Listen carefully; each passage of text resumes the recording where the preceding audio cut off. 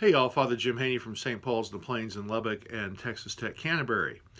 Everybody knows that Mount Everest is the tallest mountain on Earth, right? Well, it actually depends. Yes, if you start with a certain arbitrary baseline of measurement, if you start with sea level, Mount Everest is the highest mountain above sea level on Earth. But there are other ways to think of the height of a mountain. You could think of a mountain as starting from the flatlands around it and how far the mountain goes up from the flatlands surrounding it. In that case, if you start with that presupposition, Mauna Kea in Hawaii is the tallest mountain on Earth. It rises up the most from the land around it. It just so happens the land around it happens to be way underwater at the base of the ocean. And just the tip top of Mauna Kea sticks up out of the water.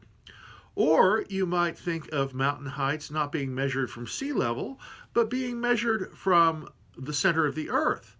You may or may not know this, but as the Earth spins, the middle part bulges out a little bit. The middle part of the Earth is actually about 4 miles further from the center of the Earth than the poles are as the Earth spins.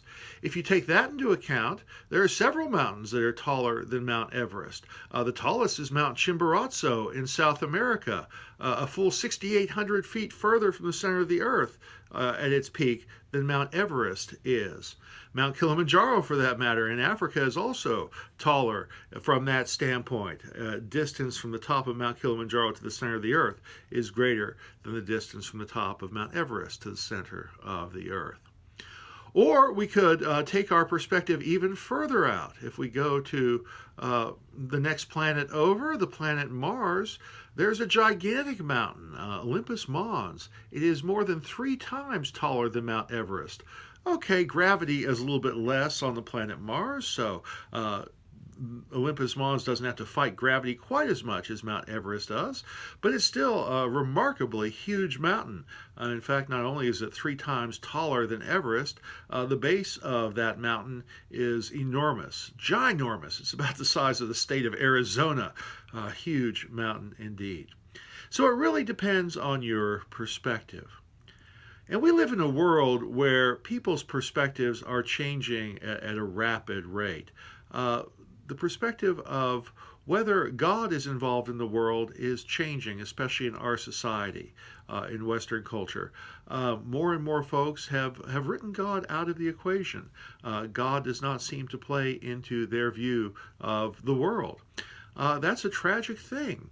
Some of the saddest funerals I've ever done are for people who want to say goodbye to mom, and mom grew up in the Episcopal church when she was a little girl, but then she hasn't been back in church for 70 years, and the kids and the grandkids have no real sense of faith.